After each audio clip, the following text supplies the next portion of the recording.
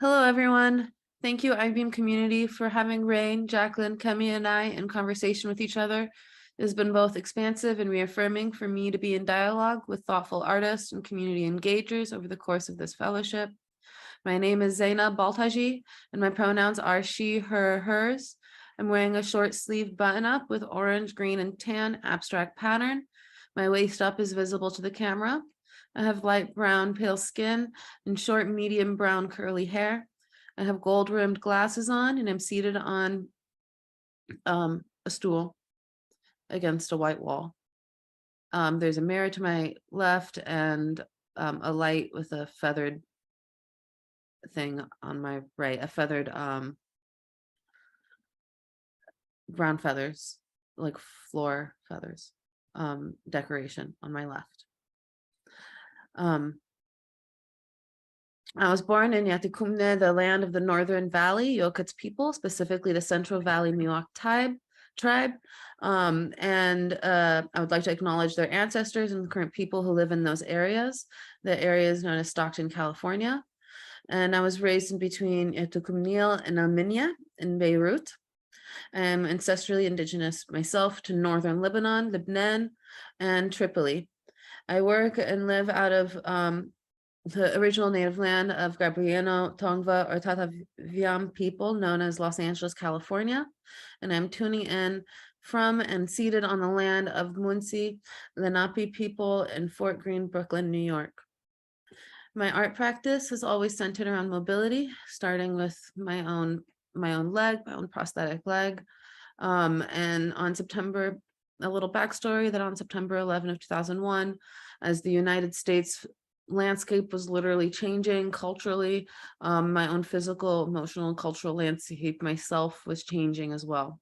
Dr. Richard O'Donnell, on that day, which is also the day of my birthday.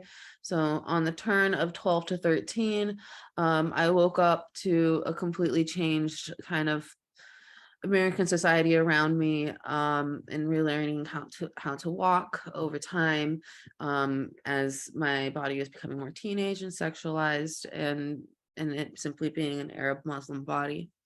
So as I've moved myself and mobilized myself through time as a first generation Lebanese American Muslim, gendered woman, I'm constantly thinking about what it means and how much it takes to mobilize myself physically, economically, culturally.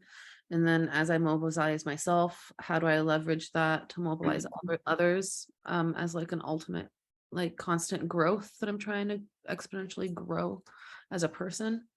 Tonight's unscripted conversation between Jaklin Romine, Rain Matheke, and Kemi Sijuwade-Ukadike, and I will be exploring our thoughts and experiences around one of I-Beam's prompts, which is what it means to be a disabled artist, what it means to support other disabled artists in art and tech.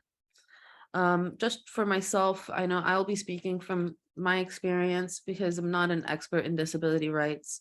So I can't speak for everyone that way, and I can't speak within that spectrum, but I can speak from my perspective and open the mic to others. And that's exactly what this is for, is to like open up to other voices that have different experiences than I.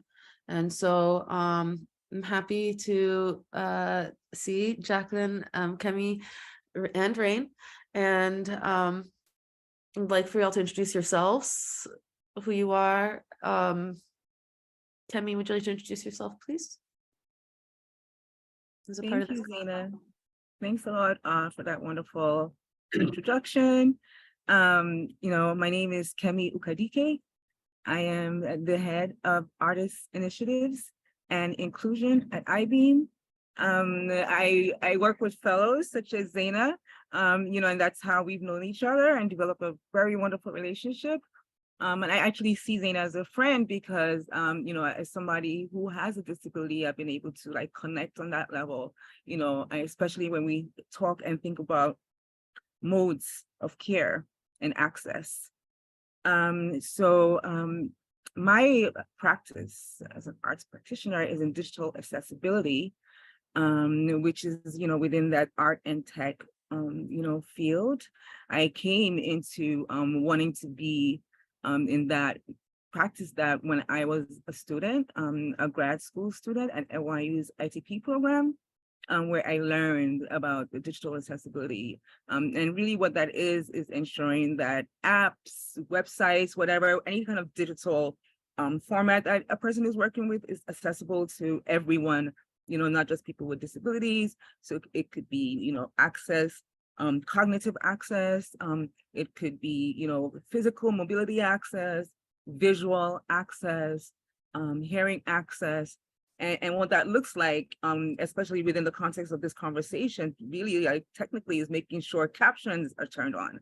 At this moment, we don't have an ASL interpreter, but we will, to sort of there are people out there who need those services, so we will take it to an interpreter for that to happen.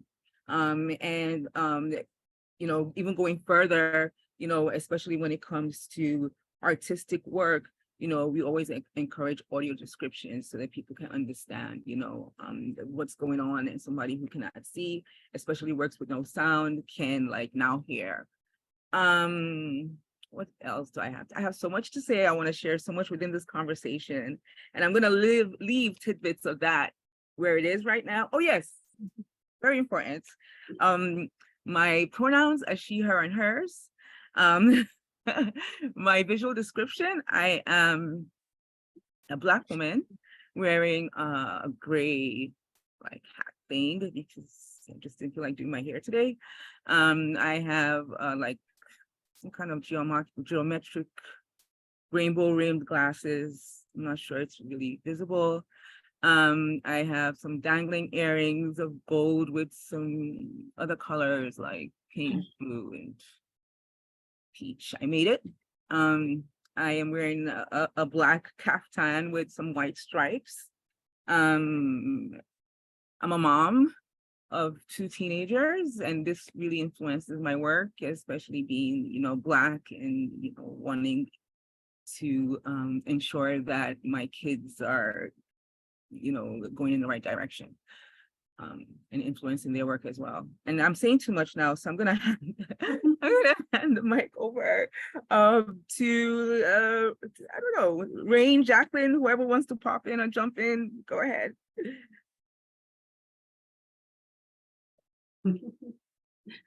Okay. Well, hello. My name is Jaklin Romine, and I am a visual artist who lives with the intersectionalities of being queer, Latinx, and disabled. And I acknowledge the land that I live on and come from, which is Tongva land, here in the San Gabriel Valley. And I'm originally from East LA in El Sereno, and my family is from Lincoln Heights and Boyle Heights. And I grew up in San Gabriel, and then I lived in East LA, and then now I live in Pasadena. And I am a visually and physically disabled person who has been living with a spinal cord injury since I was 21. I navigate my art practice originally and wholeheartedly through photography first. Outside of any other kind of art venture, I'm a photographer, and I try to document my reality. That was not originally my intention, but by documenting my reality and my experience, I take pictures of all the intersections of the things that I'm talking about.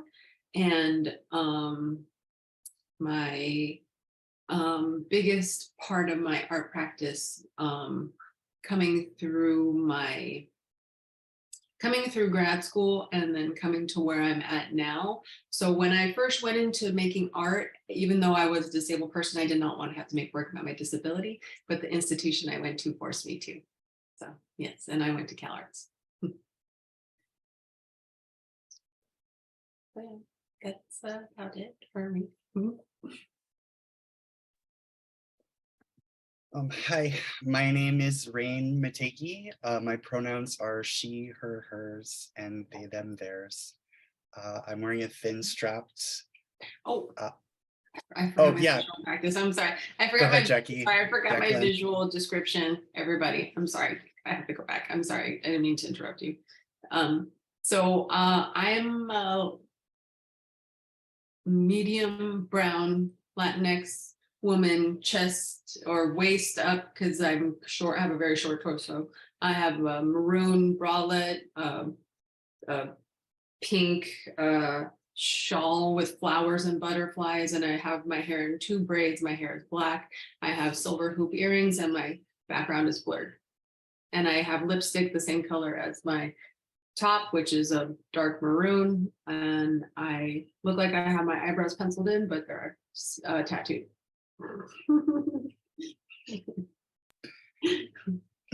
And I have a necklace that says in silver, it says Bruja. Very cute.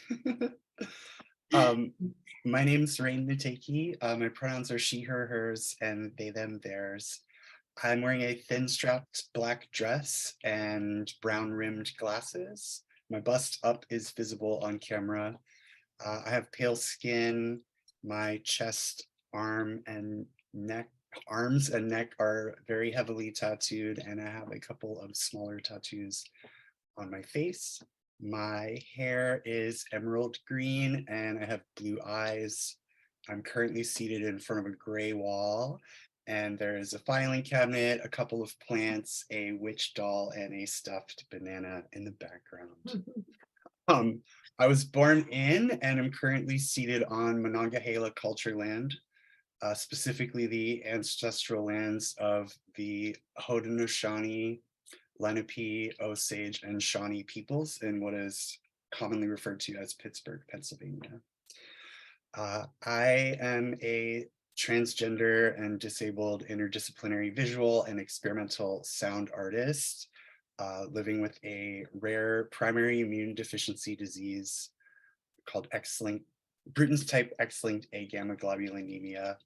It requires me to receive monthly medical interventions in the form of gamma globulin infusions, which is basically a cocktail of plasma extracts from thousands of otherwise healthy donors, save for a bureaucratically induced 5-year break from these treatments and a partial death experience. I've been receiving this monthly treatment since 1986. I'm extremely fortunate in that I am among one of the earliest generations to be able to be treated with IVIG from the time of my diagnosis. My art practice has always been in service of seeking connection, deeper levels of intimacy and exchange. Using a wide range of materials, my work explores concepts of identity as it relates to gender and the body, reflecting on dualities of permanence and decay, acceptance and control. My work specifically focuses on the evolution of identity through illness and transition and navigating rigid systems in a queer and disabled body. Obviously, I only speak for myself in these situations, and I am very excited to be in this room, and I'm remaining open and looking very forward to seeing where this conversation leads us. Thank you, Kemi, Rain, and Jacqueline.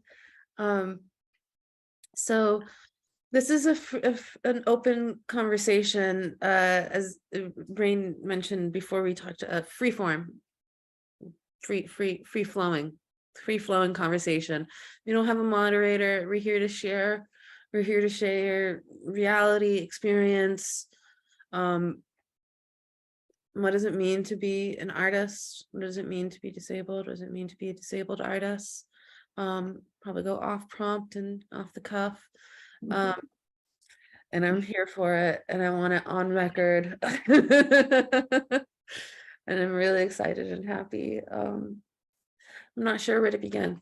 I could pop in. I have a thought and a point of relation with Rain. When you mentioned IVIG, I've received IVIG. So I Oh, did understand. you? Yes, and they had to. Well, okay. So let's start from the beginning. I I became disabled like in 2010, 11, after living in Nigeria, having drug-resistant malaria. And at the time, I realized all of a sudden, nothing was working, and then I stopped moving. I was falling. Eventually, it led to me being bedbound, and they identified what I had as Guillain-Barré, which is an autoimmune disorder. But even from that, it was something, with that Guillain-Barré, you're supposed to recover in a certain amount of time, but I wasn't recovering. And so I was actually in a hospital at Columbia Presbyterian for like over a month, where I was like a lab rat because they couldn't figure out what was wrong with me. And so they were like, oh, okay, we're not sure it's actually this, but it falls under, something called CIDP, which is a chronic inflammatory demyelinating polyneuropathy. So it just means that my nerves are messed up totally. And so from that, they tried plasmapheresis. I don't know if you're familiar with that, but that's when they drain your blood and fill it with the plasma of other people's blood or something, some process that didn't work. Then they went to IVIG, which had like minimal benefits. And they were like, oh, your finger is moving now. So that means that eventually your body will stop moving. And I did that for years until it led to me having blood clots and having to have like an IVC filter put in my body to break up the clots. Anyway, a slew of shit happens when you're disabled. And yeah, so that was just a point of relation when you said IVIG. Now I'm on a different infusion called Rituxan, which also deals with B cells in the body and, helping them work and think the way they're supposed to. So that has been probably better of the infusions that I've been receiving. And right now I walk around with a walker, or a cane, or a hemi walker, or different things to move around. So I just wanted to just pop in and say a point of relation there with the infusions and how they can really shift, people's processes and thinking and dealing with the medical system. Yeah, I love that. It's a very versatile medication that's used to treat a whole range of things. But that's really cool. It's very rare to talk to somebody who understands that. And so thank you for sharing that. You're welcome. I think that I would love to discuss that part of making time for it's not like self-care, it's self-need, otherwise you don't live. So times for infusion, stuff like that, being in that stuff, actually balancing that as an artist too. So many people just don't get it, and just don't get understanding it takes time to put together. It takes time to if working around an infusion day or something, and how that's really important for, and I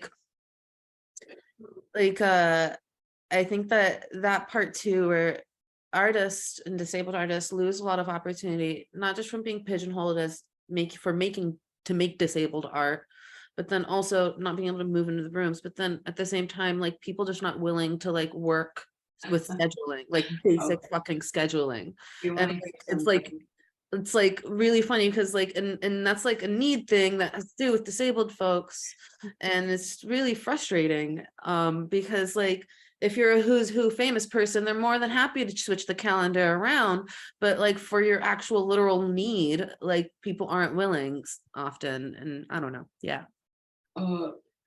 So at the beginning of the pandemic, the Flux Factory had an open call for actually it was in 2019, had an open call for a residency for disabled people, and they had that open call, and there's a person in a wheelchair that was on the flyer. And I was a finalist, and the housing was inaccessible. So it was never for all disabled people. It was only for people with invisible disabilities and not with people with physical disabilities. But the open call had me on the flyer as a, not me as a person, but me as a, symbol in a wheelchair. And then they talked to me for 2 hours on Zoom. This is before Zoom was a thing because they're in New York and I'm here.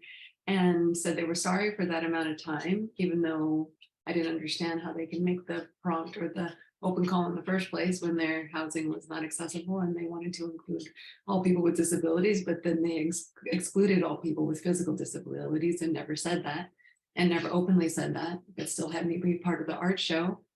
Yeah, and then I was part of the art show that was at the end of the residency. Yeah. Mhm.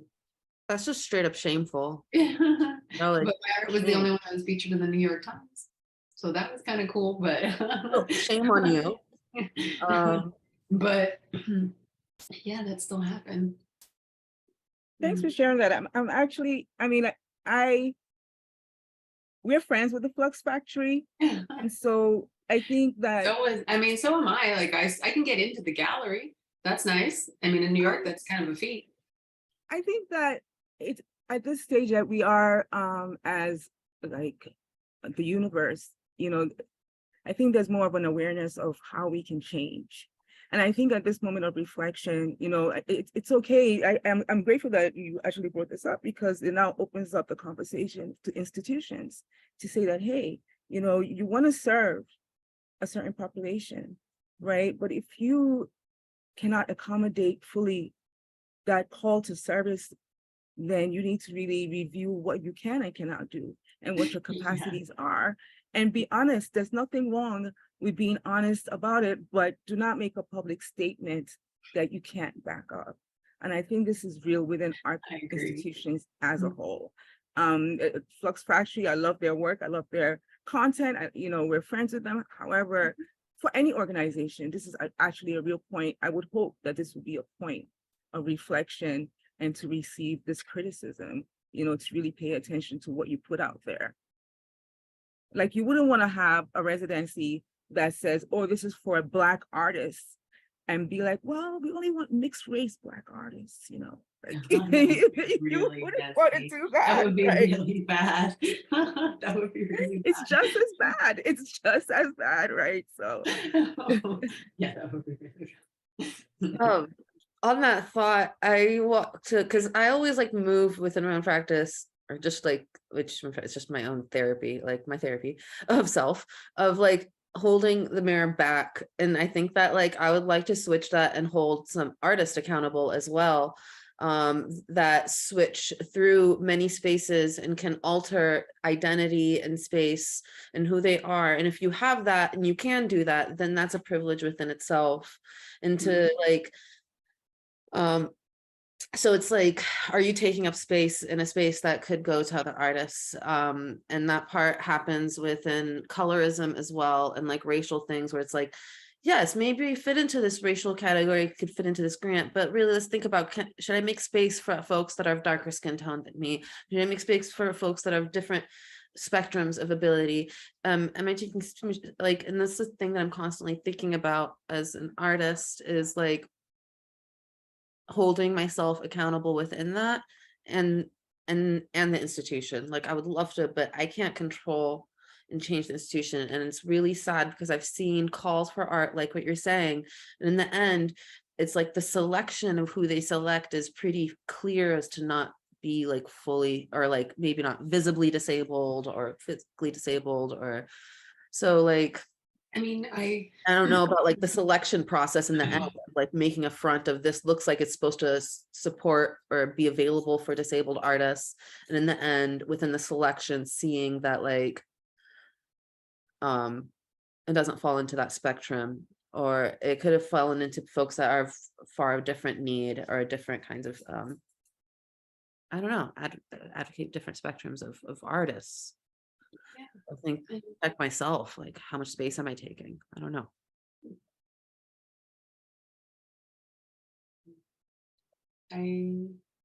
I agree, but I mean, I've had my visual, my visual art practice celebrated, and all the places that my visual art practice has ever been asked to go has been accessible. Every place that my visual art practice has been, I have only allowed it to be accessible. And one time so far, my access denied work has been asked to be part of a partially inaccessible art show. So my art about inaccessibility was in an art show that had 2 different locations, and at one location where the art was being installed, and it was like a universally spiritual, like extremely difficult installation that it was trying to tell me that it was not supposed to happen. Like there were 10 problems happening with the video starting to play, and the artist talk that was going to then take place was at another location, and I never went to that location. So I'm showing up to the artist talk that I've been asked to be a part of, and the curators emailed me different mobility devices that they had tried to install that were not adequate for my disability, and they didn't consult me without paying for this equipment and then installing it, but still asking me to be in the art show, even though they knew that the second art place was inaccessible.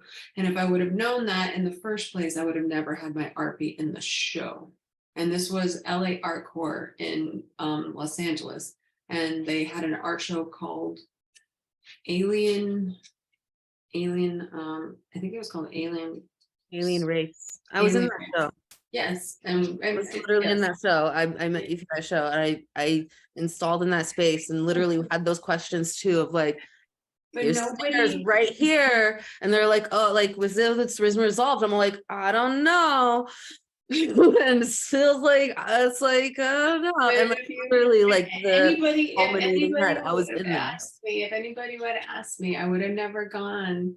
I would never been this show. Yeah. And I have done this work since 2015, and I've been asking every institutional space that I've protested against to change ever since then. And some of them have and some of them haven't. But to ask me to be in that art show and then have me show up to the art is talk, and then I then couldn't get into it. So then you're discriminating against me with my work about discrimination in a show that is supposed to be about an alien race, making me then feel like an alien within the art show that I was then in. Because I am that foreign that you cannot understand the language of access that I need because you were too afraid to ask me. Then I couldn't get into the show that you wanted me to be in, and that I am now being discriminated against. Thank you so much for bringing up this point. It's really important to me because in my role, I have to support, our artists, regardless of what access level they're at. And I come from a theory that, there's no one disability that's alike to another person's disability, regardless of the spectrum at which it exists. Everybody's level of access, disabled or not, is just different. It's as many as the amount of human beings on Earth. Accessibility is a flexible thing. It's not, I refuse to see it as a standard in the sense that you have to ask. If you're inviting somebody into a space, you have to ask, what do you need to exist in this space? We're asking you to show us something that's so meaningful to you, that you spent energy, spiritual energy, mental energy, physical energy to make this thing.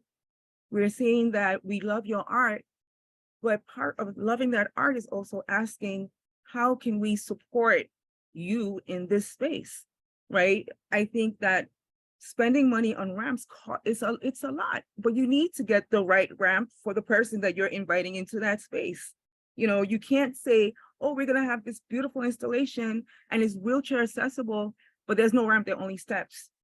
And the accessible point for a wheelchair person is to go 2 blocks around a big building to the back, enter into the service elevator, come up there, and then with no help, and it could be a mess. So I think that the first point for institutions, including IB, you know, is to ask. You need to ask at the beginning of inviting a fellow resident in what their needs are.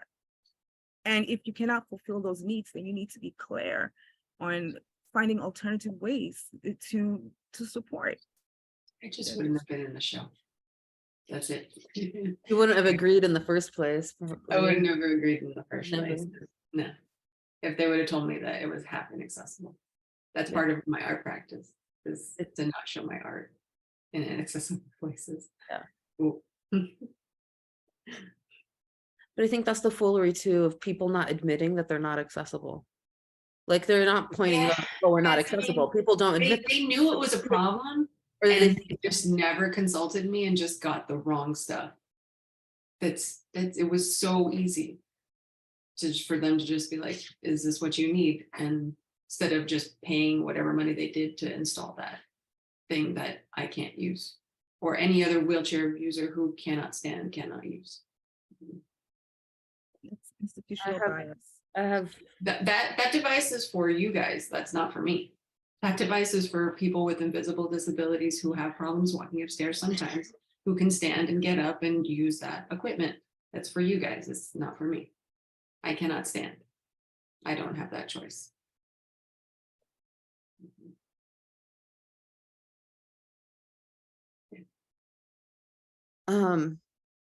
the difficulty it takes that people the hoops to even get these solutions that should have been thought about from the start. A lot of art spaces, I want to admit too, are like not that old.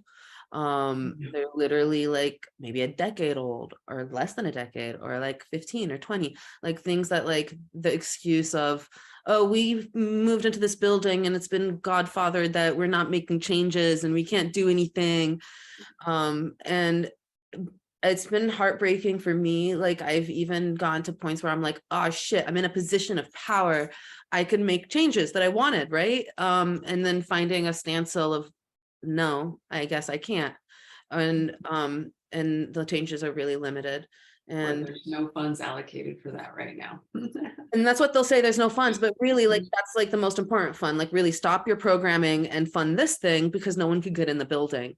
I know, and Human Resources said that they had the funding to make their bathroom accessible for the pandemic, but didn't want to stop their programming, so that they had to do that's it. shameful. The only reason they did was because of the pandemic.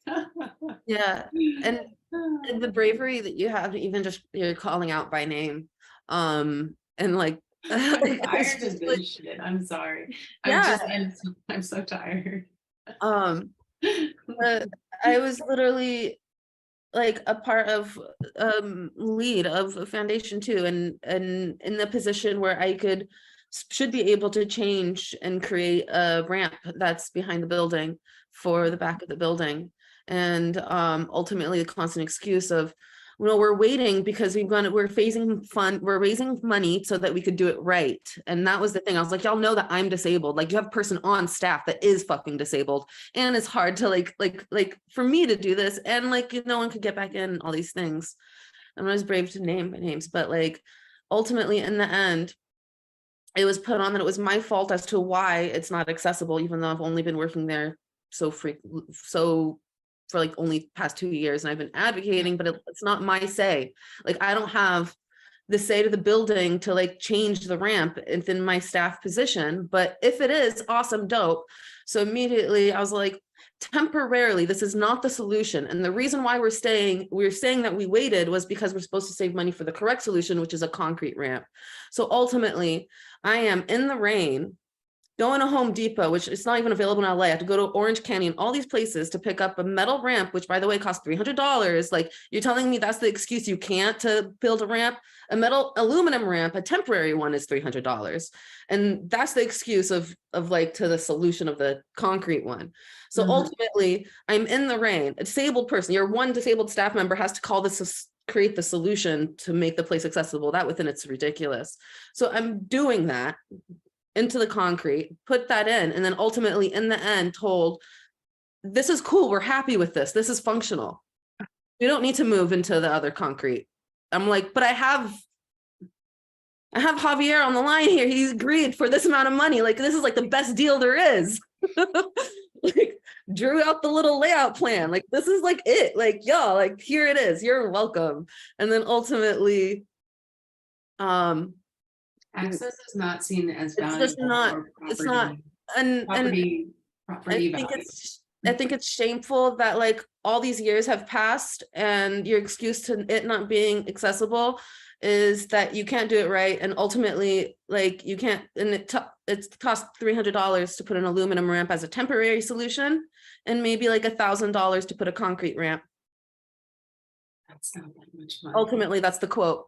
Maybe That's not $1,300. that much money. It's really not. That's one resident of like 1 week or so, or like couple of days of programming. That's like a couple artist fees. And honestly, if you went to programs and artists and you said, we're going to pause for this, I think everyone would get it and be like totally cool with it. Like everyone would be like, cool, let's take a pause and close our doors so that this could be done. Because like everyone was like, would want it. And that's the part where people don't understand that these accessibility needs are for disabled folks in wheelchairs, but also just makes everyone's life fucking easier. Try hauling equipment without a ramp. Like skateboarders, bicyclists, like every single person that carries anything like luggage, like all that's way easier on a freaking ramp. So these things and accommodations help disabled folks, but ultimately help literally every single person, like everyone. It's true. And I think I know the place you're talking about. I have a lot of love, so I'm not even mentioning, because I'm Yeah. hoping that I'm like, this is not a call out of like hopeful changes will be happening. Yeah, I mean, Growing, and that's why I'm not as in a call out, but right. I mean, it was cool like for the bathroom to become accessible, but the back still isn't. Yeah, because I've gone there many times. Yeah. and I, We're by the all way, circling and and if I have dancing no around. position as a base, if I have no position as a director, then Actually, what the fuck is that? I've never actually protested against them, but I have experienced inaccessibility at coaxial. So it's fine. Yeah. I'll There's say it. But unfortunately, like so many of the places that I performed at around LA were wildly inaccessible, and it was like, Oh, the music DIY scene is horrible. it's Maple, really, Because I've traversed in it. it's really bad. And I've seen some very It's actually a little scary for able-bodied people too. it is. I remember one time I was working the door at the handbag factory, which is, I've played there a lot, and it was a struggle for me to even carry my equipment up that like 3-story flight of stairs, and it made me so mad. I was working door one time, and somebody came who was a wheelchair user wanted to go to the show, and their friends with them actually like carried them up the stairs, and it was up at Pam before. yeah, it was just unsafe, and I'm like, this is such a problem. Like, we need to get elevator or something. I know it's like the whole old building thing, but yeah, it's frustrating how inaccessible a lot of these places are that are open to like allowing like people like myself to show work, perform there. It's really causes a lot of cognitive dissonance. And it's true, like accessibility just benefits everybody in the end. I think as unfortunate as the ongoing COVID pandemic is, I think that's one of the blessings from the pandemic was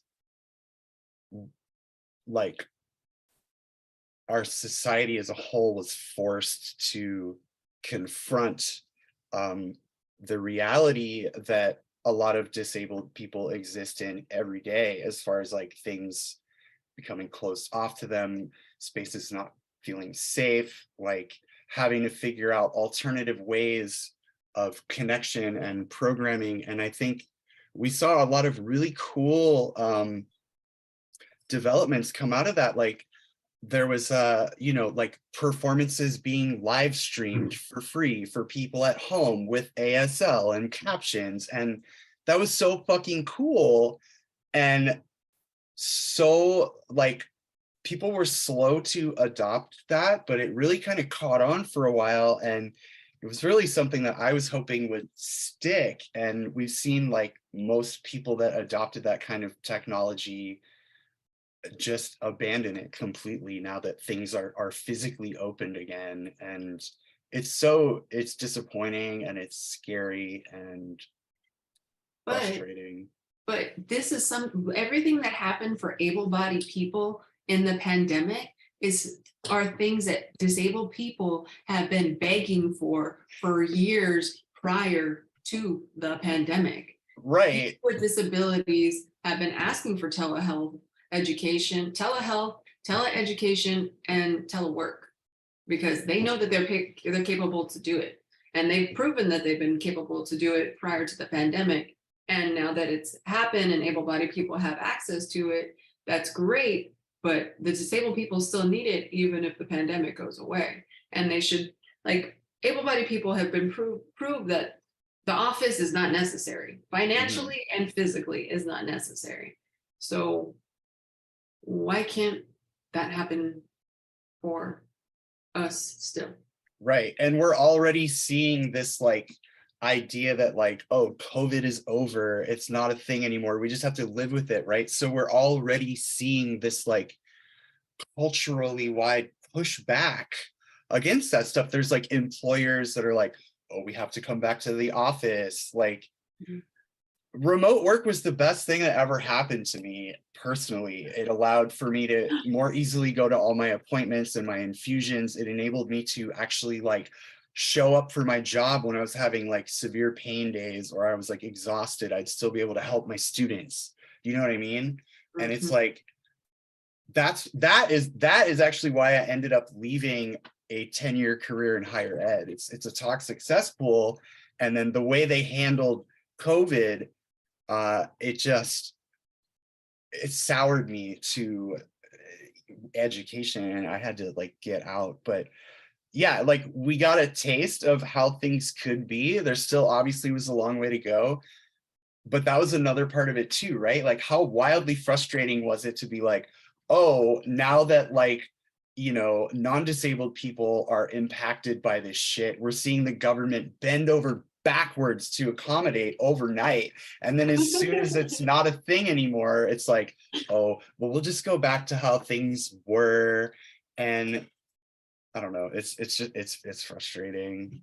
Yeah, I mean, my medical supplies, my prescribed medical supplies, my gloves, my wipes, my catheters, my saline were taken away in parts of the pandemic at the beginning to be given to able-bodied people.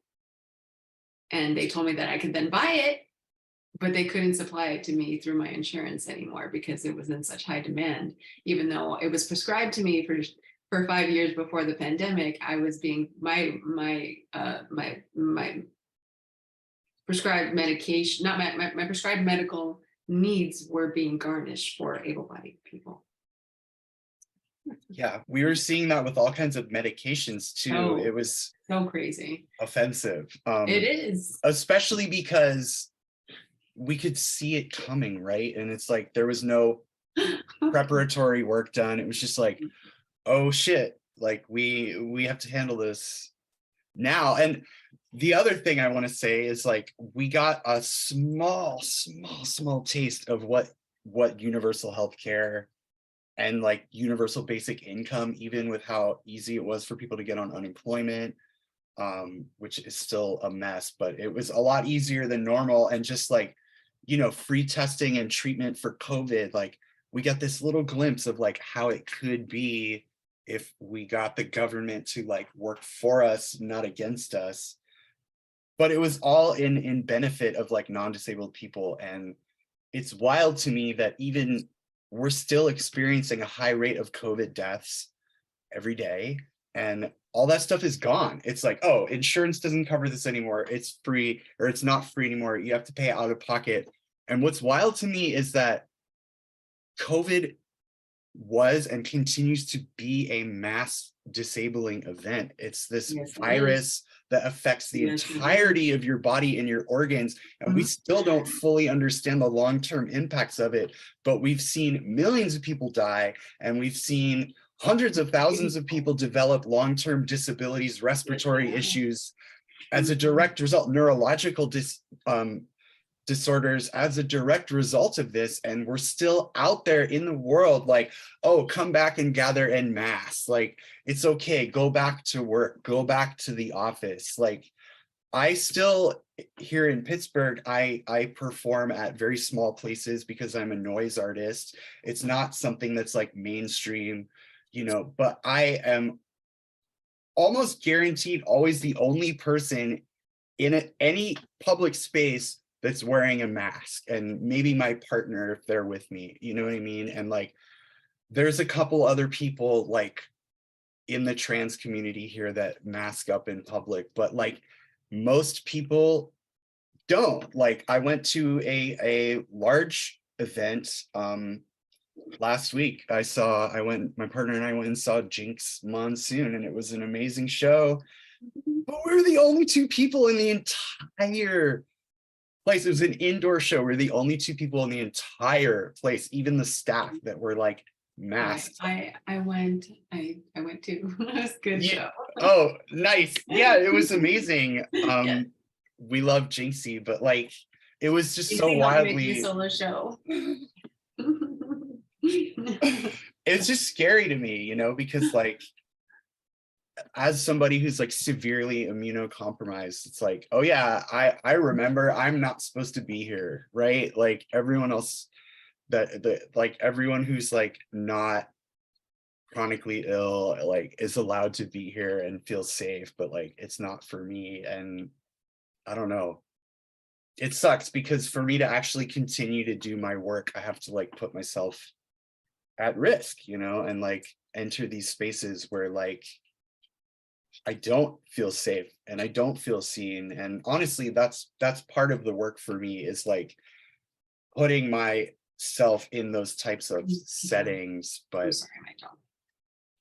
that's a little Never be sorry for the dog. yeah, seriously. George, can you let Sam outside? Sorry. Go.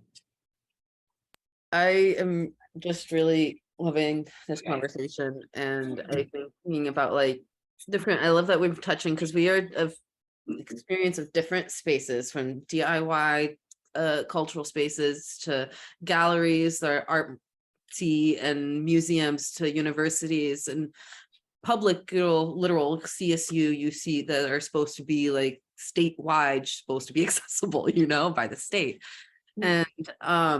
And digital spaces as well. Digital spaces too. I have to put that out there. Yeah, so like we've touched so many gamuts on things, and I have finding like I always go back to like, how can I like make space, and moving into like being artist educator and thinking of how many spaces weren't accessible to me, especially as my mobility has, you know, and privilege has shifted and changed over time.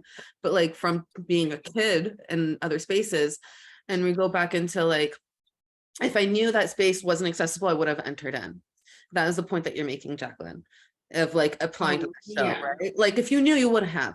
So that's part as an educator too. If a classroom isn't accessible and a student were to come through and see that it's not accessible, how are they supposed to feel encouraged to sign up for that class? Well, And a lot of there's whole elementary schools and junior highs and high schools that are still physically inaccessible in New York. exactly. Like, then they have to be bused like to another area, even though they live 3 blocks away. That's Exactly. okay still in New York. That's not okay. And these are public things that are supposed to be like, you know.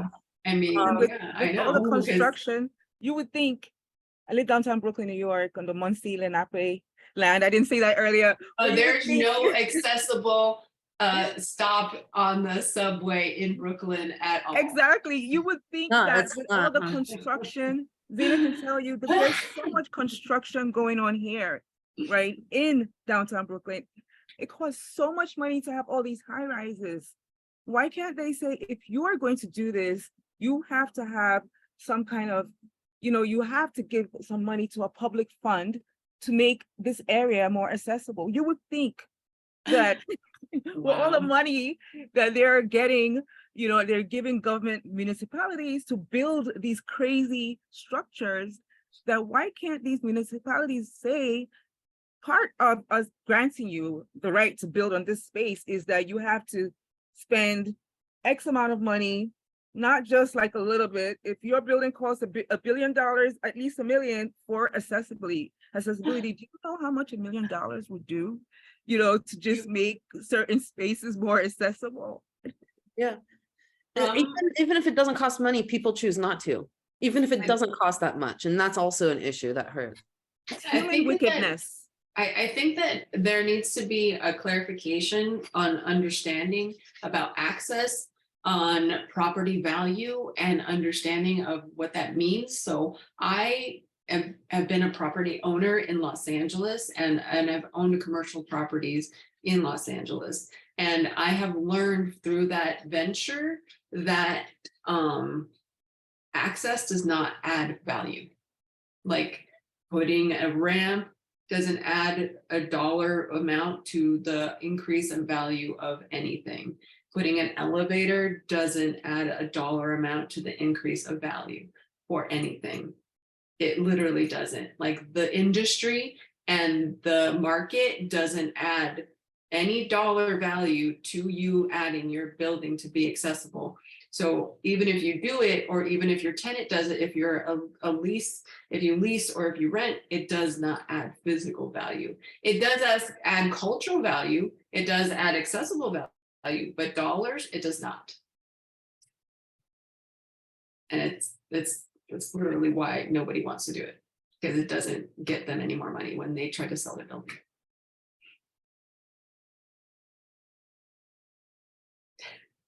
Sorry, I don't mean to be like It comes down conversation ender. It's like, no, it comes down to so capitalism, right? Money. And that's Yes. my thought with teaching in schools. So public buildings, so like community college or CSUs, they have elevators in their buildings. Sometimes they don't work, but there's some elevators there. Yeah. And sometimes they don't ever. I think there's literally one elevator repairman in the entire US. Is that true? No, that's Because not. it seems like they're just never available. Maybe there's just only one fixer in the entire country. But they just never, Well, so it could be out forever. Well, I mean, when I went to CalArts, they had an elevator that went from the basement all the way to the 4th floor, and they had bathrooms in front of every access point of that elevator, and they were labeled accessible since ever the beginning of CalArts. And when I went there, I found out that every single bathroom that was labeled accessible wasn't. Yeah. It wasn't. Ridiculous. So every bathroom on every level that was labeled accessible wasn't. So I could go into it. I could get into the bathroom, but I couldn't close the stall behind my body with my power wheelchair, because I used to be in a power wheelchair. So on interview day, I didn't get in yet. I couldn't. So on interview day at CalArts, I could not get into the photo lab because the doors were too heavy. So I'm getting my MFA in photo, so I couldn't get into the photo lab. And in the basement in the photo lab, I could also not use the bathroom.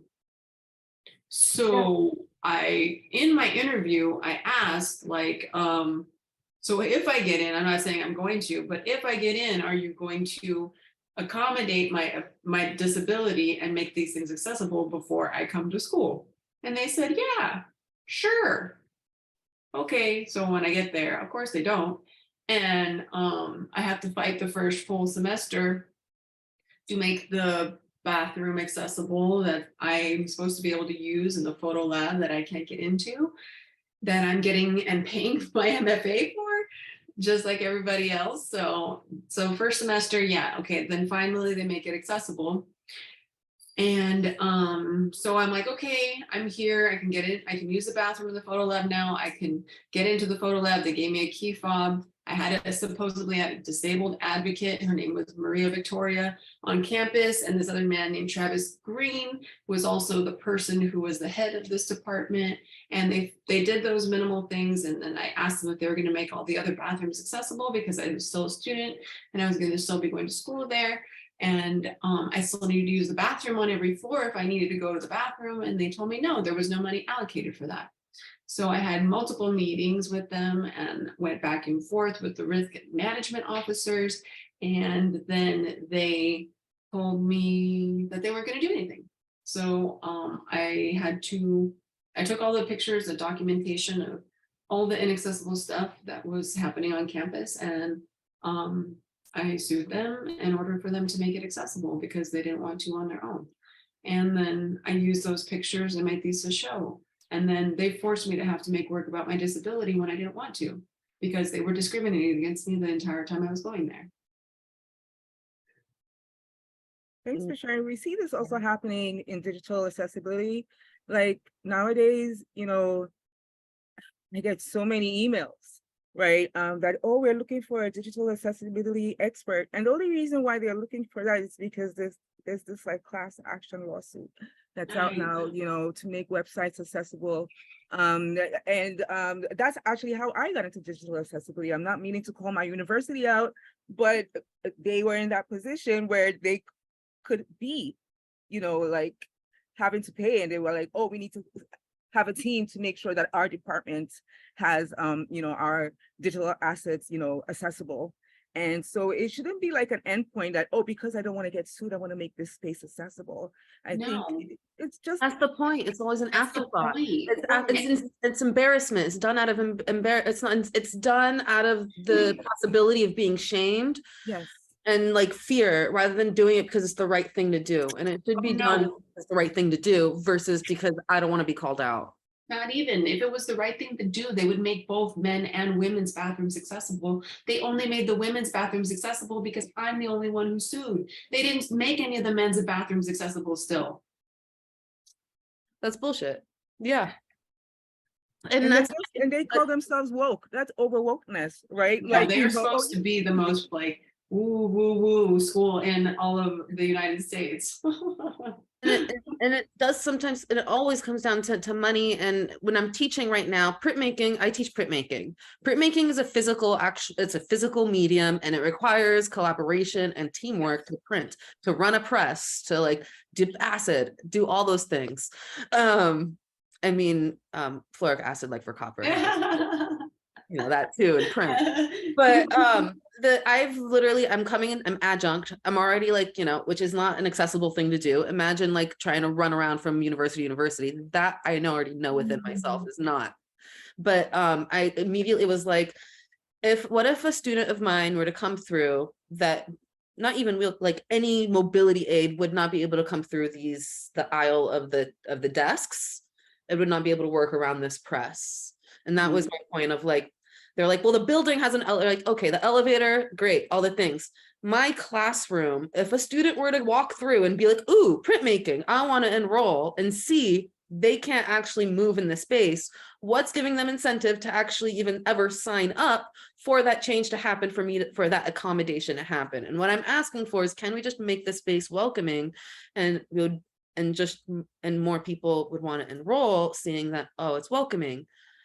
But it comes down to then the response. And I asked this with the school I was teaching at Cypress Community College, and it came down to, oh, we can't, because we can't reduce the class sizes. We need to pack in the students to the max of whatever that class is, which is 20 or so. But I'm like, maybe you could fit them in like clowns in a clown car, but it doesn't mean that everyone's really comfy. And it doesn't mean that anyone with any need would not be able to move around. And how are we going to print? And that's the part where in fine arts, it gets very frustrating, or in studio art courses, where it's like, sure, you're thinking it's a pseudo idea of access, but it comes down to money, and it comes down to them wanting to have that higher, but in reality, it doesn't. It's a difficult place to be in. I get very frustrated now as not student, but teacher. I'm like, I have more, should be able to I need to make those changes. I think, to me, I think it brings up a really important point of self-advocacy, right? If like, I see all of us in this space as people who are like bold, ambitious, have realized that to exist, you can't just be seen as human. You have to actually say, hey, I'm over here.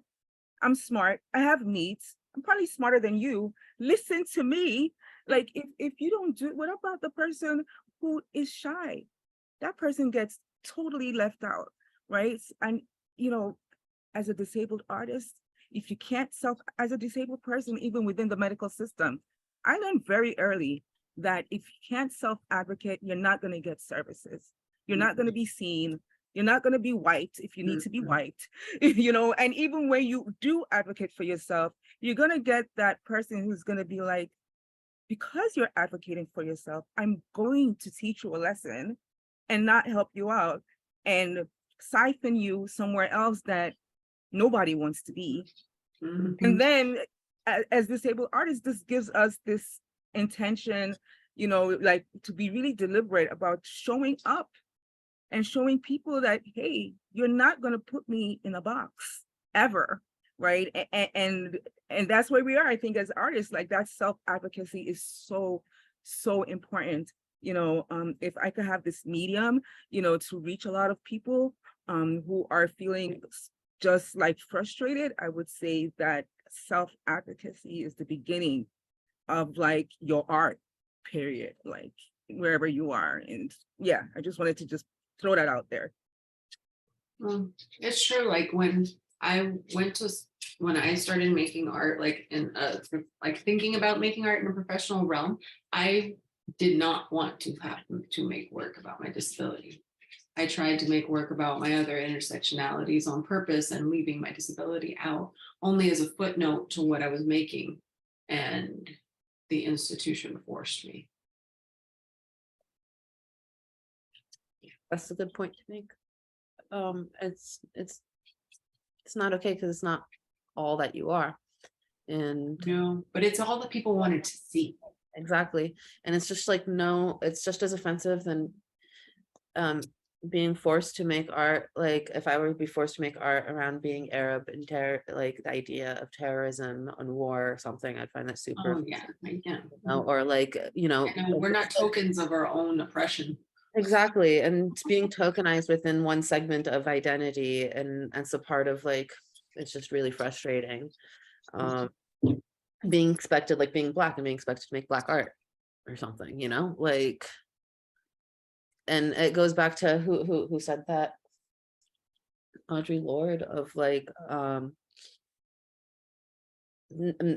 not making art that's, you know, we're not making art political art, but it's just being politicized because we have politicized bodies. And it goes to that same situation of like, we're not trying to directly make disabled art and trying to pigeon like typecast into that. But we are, and so yeah. I mean, if like some of the things that you guys were talking about, I tried to reify my disabled experience by allowing other able-bodied people to understand a level of inaccessibility that I experience by asking people to go to the galleries that I can't get into during the pandemic. So like they could experience the same inaccessibility that I did, but only because the doors were completely closed. So I think that trying to that was the only way I could try to level with people, was for them to understand like that's what it feels like for me to go someplace. Like is like literally if the doors are closed, because that's what it feels like for me.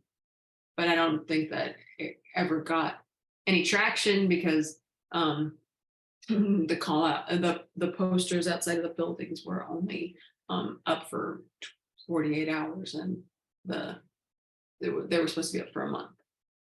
So they were seen as too inflammatory. It's not inflammatory. It's like I don't know what the word. It's like it's one of those really like explosive. It's not like explosive. It's not expansive. I don't know. It was just too much, and people couldn't handle that. You know what I would love to see, especially coming out of this conversation? I would love, like, you know, for us to think about really having like a user experience, you know, survey or a set of user experiences for this space that, we can, as a way to begin to interrogate the space, create like user experience documentation, right? So like you said, you asked everyone to go to a certain place that you knew was inaccessible, right? Only to find out that not only was it inaccessible, it was just truly inaccessible, period. And really like documenting that, as part of this like massive survey to and have this documentation to show the world that, hey, this is what, as artists, right, we have created an experience. We have created, user testing. Like, we are writing our own storyboards, and, we're, actually looking at design thinking. Now I wish like Elizabeth Perez was in here, right? We're actually looking at design thinking, to be like, hey, if when you're trying to design a prototype, right, there are the steps that you go through. Well, we've gone through these steps, and the prototype that we're trying to design is to make our spaces more accessible. And this is, I know that it might have been done by many people, but I think that from our perspective as artists and many intersectionalities, I think that this is something that especially the nonprofit world can benefit from. Yeah, but that's a whole ass job too, gathering all that data. But I completely agree it should happen. Jaklin seems to like you're doing that archive within yourself for sure. Like you physically go to all the spaces, you take a picture of the space that isn't accessible, and like that is the database of just that region of that space. But like it seems like amazing if like sounds like a big spreadsheet that and then Oh yeah, it was a bunch of pins on the map because they added, it was supposed to be an outdoor art show over the pandemic, and there was a bunch of pins on the map where the performances were supposed to be performed at the inaccessible galleries, but then all the posters got taken down. Rain, we haven't really heard much from you. I'm so curious what's on your mind right now. Yeah, this just, I mean, honestly, Jaklin, that is so frustrating that like those posters were only up for like 2 days. It's like, of course they were though, right? Like they were too strong. I thought it was really sad, but I was also like, damn, like, yeah, like you don't even want anybody to know. I mean, that's like, for me, that's like the best kind of art. That is like art that is doing its job. So If it's like, if it's making people that like intensely uncomfortable that they're just like, nah, this shit has to go. Like, and all of these words. Yeah. So, no visuals, nothing. Props to you on that. That's amazing. But yeah, I mean, like, just all this talk about like accessibility and like data, it just has me thinking about like all the times from like my career in higher ed, like the boom of like DEI initiatives and how like diversity, equity, and inclusion, how that's just 95% of the time, I would say, conservative estimate is just like pure lip service to get like funding from the government, and it's like they usually like I've seen like people get appointed to these very high paying positions like in universities and state schools, and they just don't fucking do anything. They just like sit there, they get paid to sit there and talk about like making spaces diverse and inclusive, creating points of accessibility, and then there's no action to it because it's not like lucrative or beneficial, or like in reality, like our systems are just so broken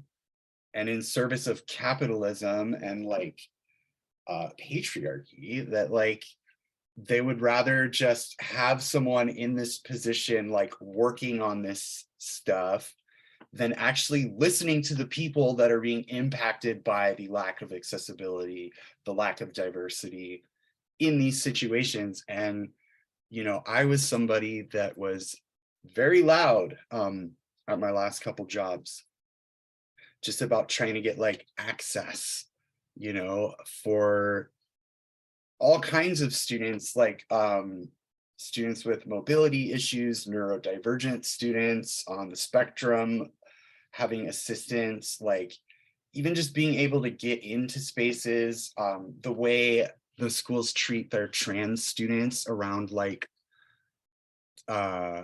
changing like, you know, gender markers and names on their documents, and the intricacies of that. And I, you know, I saw firsthand when I was working at Cal State University Northridge. That's where I was working when I began my transition.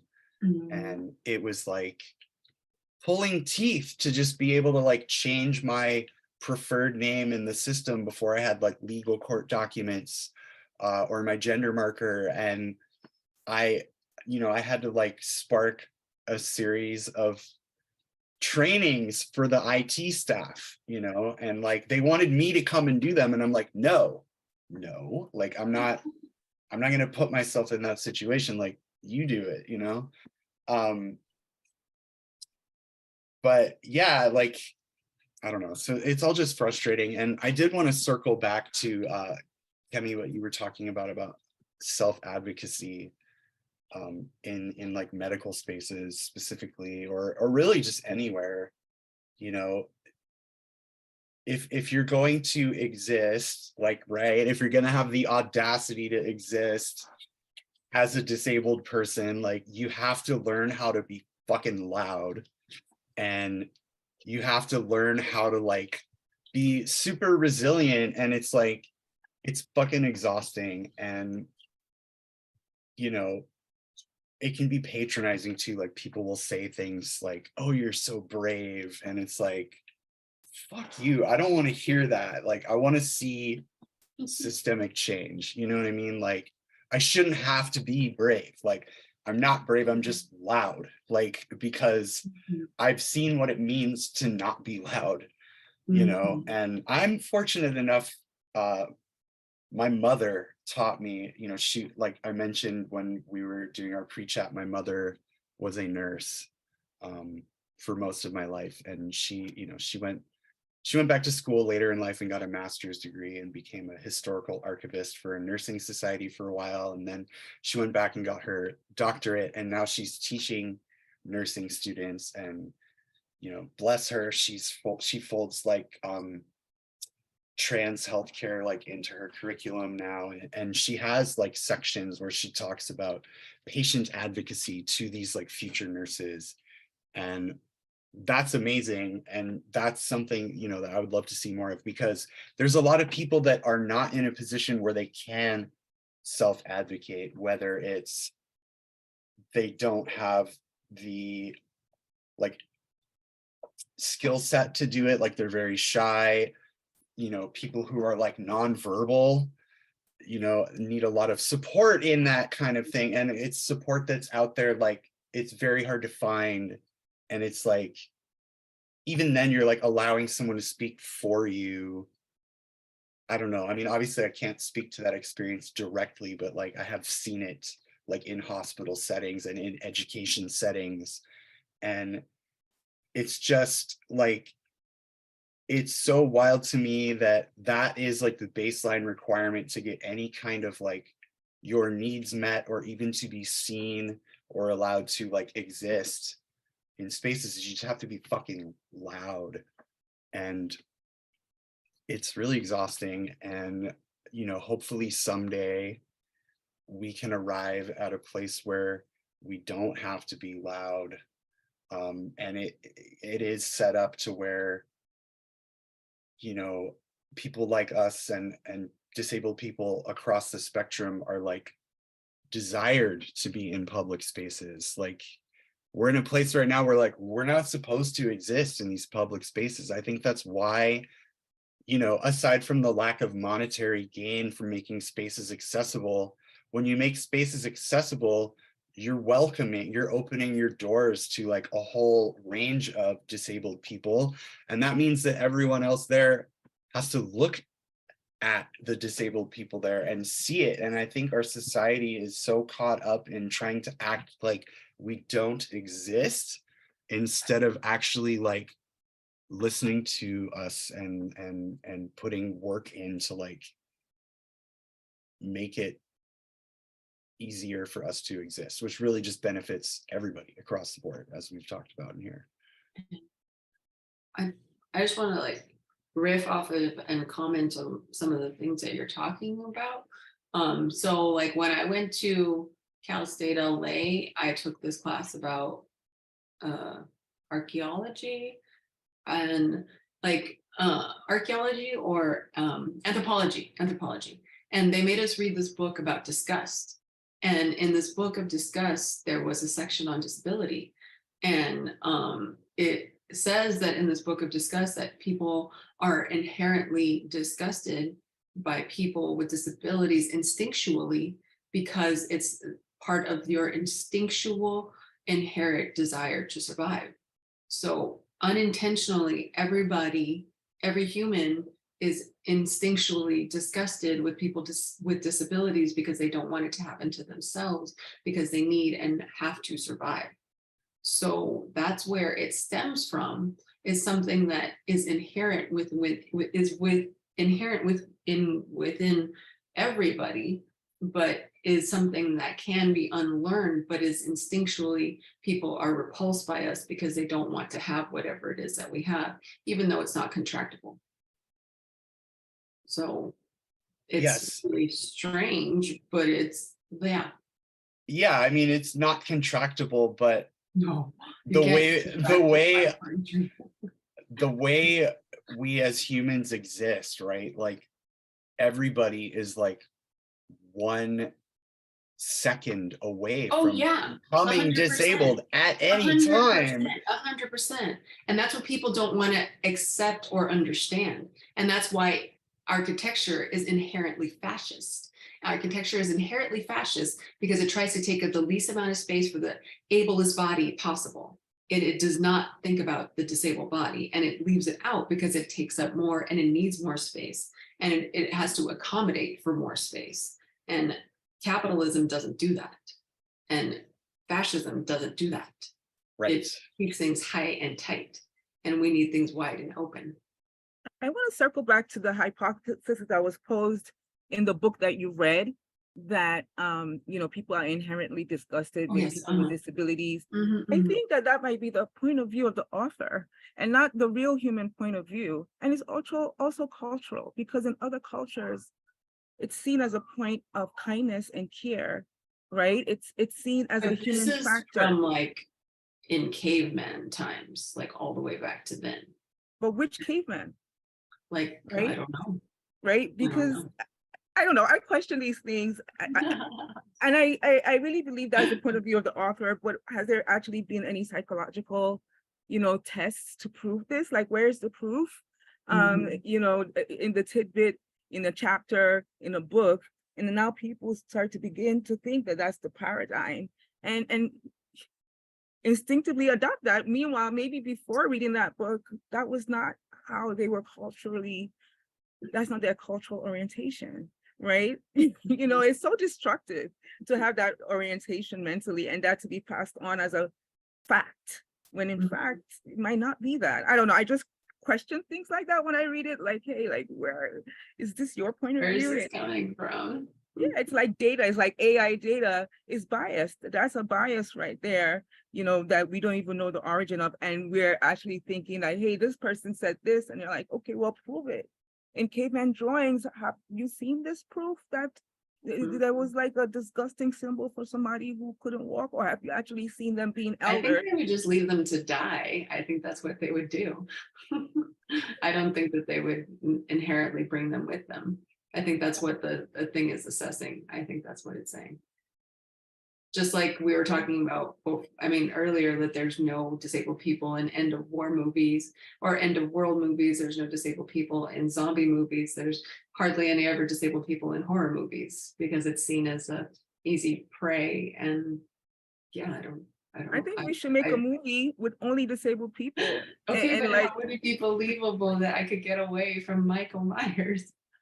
I mean, he goes pretty slow. So maybe I could get, and that movie is filmed in South Pasadena, so maybe I could go down the hill faster than you can. But yeah, I don't know. So I don't know. I'm really grateful for this conversation. And what were you saying, Jacqueline? No, I'm sorry. I was just laughing. I'm really grateful for this conversation. Thank you for like your transparency, everyone, and just being real with each other. I think we might have probably went over our hour now. It's 5:37, and I think we started record at 4:15. But no one's cutting us off. You could keep going. And yeah, I just wanted to mention that, like, we can just keep going to our capacity.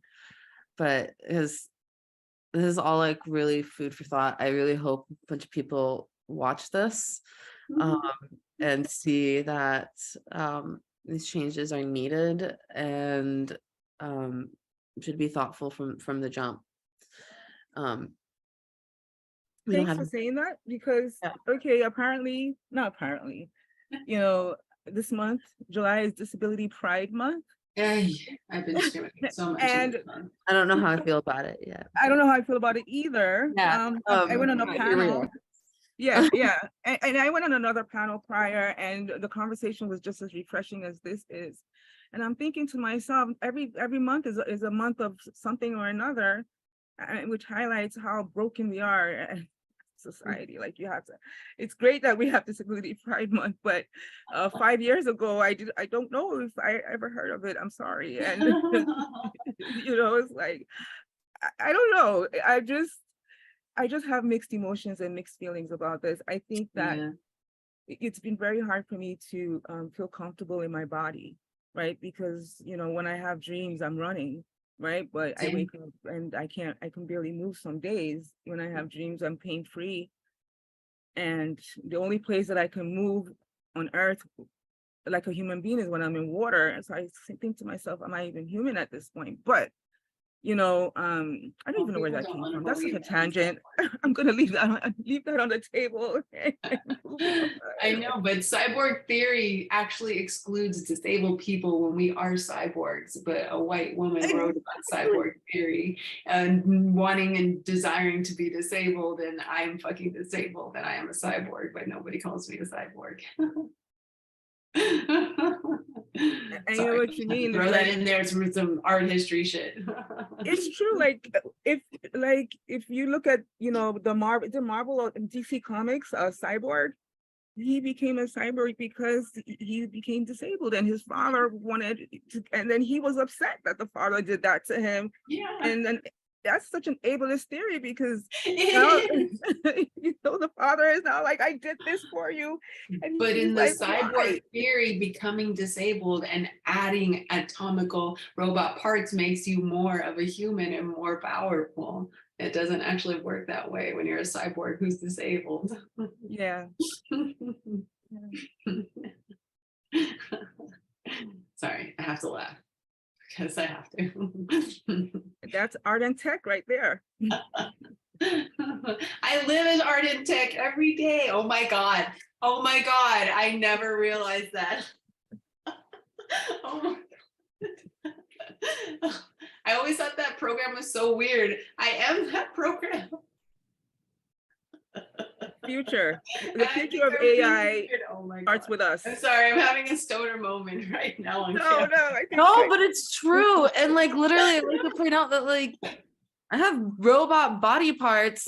I remember when it's like it was a bad joke, but I told my surgeon, because I'm like doing this at 12, so I'm full of jokes. Like I'm all like survival mechanism to the max of like having all the jokes and going to my surgeon and going like, you could have made my leg bounce. Like you could have made it cool, or like made it so it's like a pong thing, or like I could have like jumped 10 foot in the air or some cool ass shit. But here I am just with this gears and nails and stick thing. It's not. That barely articulates and doesn't bend, and you have to. Yeah. That sucks. But it could have been really cool. I know it, because there's in movies, like there's that Are you scene kidding me? where she had like Are a you rifle seeing for the a stuff that leg. they can do for robots on the moon? Are you kidding me? They could do that Like, for everybody everybody in wheelchairs here now. I'm certain of it. Remove people. We need it for disabled people here now. Stamps. I can't even do stamps. So yeah, I can't move my fingers. And people saying that clapping is violent. I'm sorry, it's not. I can only clap. And yeah. All right. Well, I think that feels good. Yeah, I think this feels good to end our convo. How are y'all feeling? How are you doing, Rain? I'm good. This has been super fun and just amazing to hold space with y'all and participate in this. Thank you so much for inviting me and providing this opportunity. I appreciate you. I appreciate you. It's been super nourishing, like being with all of you and having real talk. Yeah. But Just one last question for you, Jaklin. I just saw you wiping your eyes with this Oh, these tears are of crying, laughter. happy tears. They're not crying, sad tears. I know, like the conversation has been so good. We're laughing tears of laughter. Yeah, That's I'm a nice, laughing tears, not crying tears. that's That's a that's a first nice, for an artist nice. talk. Yeah. I hope people enjoy this conversation and just don't think, oh my God, who are these people? I mean, there's so much more to say. really, Right? There's not enough time. There's like, we talked about 10 different things off camera that we didn't ever get to talk about here that are valuable for everybody to talk about, but it's okay. There's so much to say. I mean, we could keep going. This is No, pre-recorded. I think but people will be I think, like, okay at this point. I really hope that like one day we get the opportunity to like make space like this, because it's like Kemi said, like, you gotta listen. Like, how are you gonna support, love, or care, or do any of that without listening? And so, Maybe we should have a podcast. yeah, you're right. If anybody has the capacity, I'm down. Yeah, for sure. I don't know, but thank you so much. Thank you. Thank you. I know that like if on Monday after this recording, we're gonna have an awesome disabled queer drag artist, Stella Rise. Stella Rise, yeah. He'll be performing after our video goes up. And it's going to be really exciting. I know that will also be recorded, not super fancy, but in the best recorded so that it could be live streamed afterwards as well. So, but hugs, virtual hugs. Yeah. Thank you. Thank you. Bye, everyone. All right, bye. Take care.